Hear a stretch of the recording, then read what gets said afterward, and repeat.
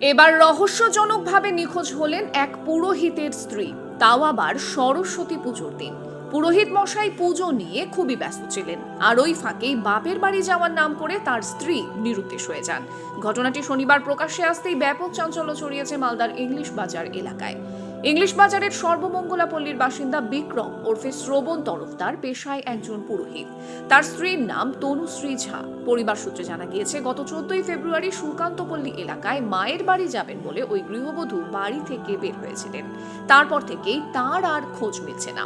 নিখোঁজের সময় তার সঙ্গে ছিল ভোটার কার্ড, আধার কার্ড ও গ্যাসের বই। বিষয়টি নিয়ে ব্যাপক দুশ্চিন্তা এবং আতঙ্কে রয়েছেন নিখোঁজ গৃহবধূর স্বামী এবং পরিবার পরিজনরা। এই বিষয়ে ইংলিশ বাজার থানায় ওই দিন রাতেই নিখোঁজ ডায়েরি করা হয়। পুলিশ জানিয়েছে, নিখোঁজ গৃহবধূর খোঁজে তল্লাশি শুরু হয়েছে।